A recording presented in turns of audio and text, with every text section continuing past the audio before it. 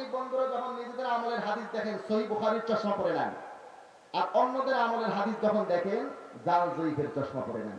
কথায় কথায় জাল জয়ীফ, জাল জয়ীফ, জাল জয়ীফ, জাল জয়ীফ, জাল জয়ীফ বলতে বলতে এমন একটা অবস্থার সৃষ্টি করছে। মনে রাখবেন, আমি এই মাঠে সম্ভবত এর আগে নামাজের বিষয়ে আলোচনা করেছি। আমাদের নামাজ তাদের চেয়ে আরো বিশুদ্ধ দলিলে আদায় হয়। সম্ভব হলে আজকে এক দুটা মাসলা দেখাবো। তাদের চেয়ে আরো বিশুদ্ধ দলিলে নামাজ পড়ে হানাফিরা।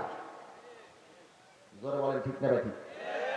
এক দুইটা মাসলাতে না, সমস্ত মাসলাতে তাদের চেয়ে মজবুত দলিলে আমরা নামাজ পড়ি, কিন্তু আমরা কখনো সহি সহি বলে চিল্লাই না। আকীদার ক্ষেত্রে তাদের চেয়ে মজবুত আকীদা আমাদের।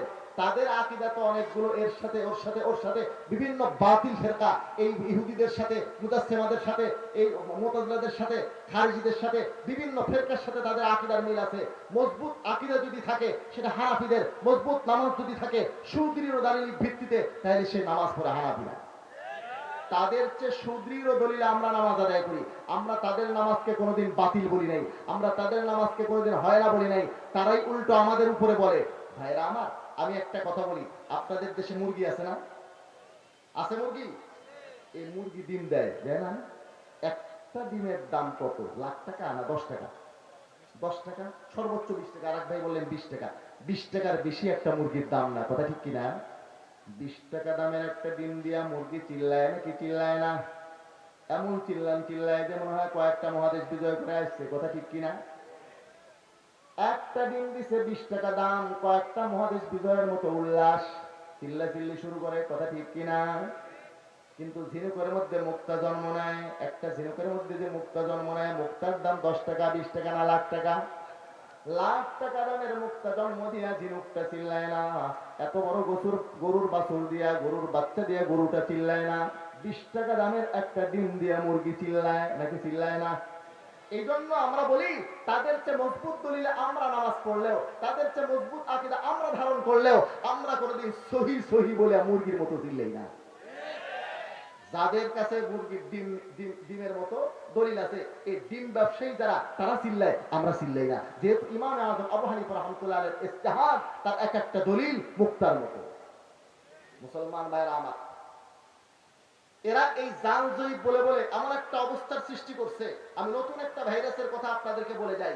করোনা ভাইরাসের সময় কত রকম কৌশল আমরা করছি করোনা ভাইরাস থেকে বাঁচার জন্য। এই যে হাত ধুইছি সারাদিন, তারপরে ধরেন একজন হাসি দিলে লাফায়া 6 হাত দূরে সরি নাই। মুখের মধ্যে মাস্ক লাগাইছি। এক চাচা একদিন, এক মুরব্বী চাচা একদিন মজাক করে বলতেছে, হুজুর এই মাস্ক লাগায় গোয়াল ভরে গেলে গরুও মনে হয় হাসে।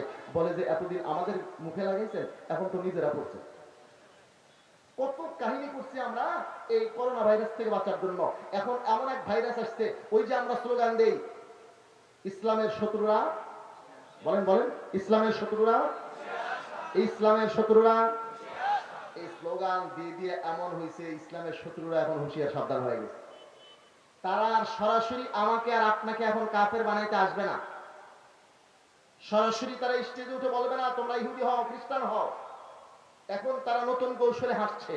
একজন মানুষ উপর থেকে থাকবে মুসলমান, ভেতরে এমন কিছু আকীদা তারা শিখিয়ে দিচ্ছে যে আকীদা পোষণ করলে উপর থেকে মুসলমান থাকলেও ভেতরে সে ঈমান হারা হয়ে যাবে, সে টেরও পাবে না। মুসলমান ভাইরা আমার, সেই ভাইরাসটা নতুন করে আবিষ্কার হয়েছে লামাজহারি সাহেবদের বাড়াবাড়ির কারণে।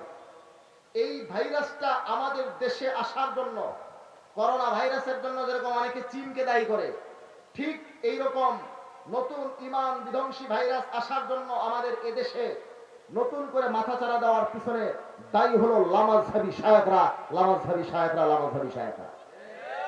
কথায় কথায় জাল জয়ীফ, জাল জয়ীফ, জাল জয়ীফ। এই মাঠে ময়দানে, ফেসবুকে, ইউটিউবে জাল জয়ীফ বলতে বলতে এমন একটা অবস্থার সৃষ্টি করছে, সাধারণ মানুষের এখন হাদিসের উপরে আস্থা উঠে গেছে। অনেক মানুষ এখন চিন্তা করতেছে, হাদিসের মধ্যে যখন এত ভেজাল, এত জাল জয়ীফ, আমরা হাদিসই মানবো না। হাদিস না মেনে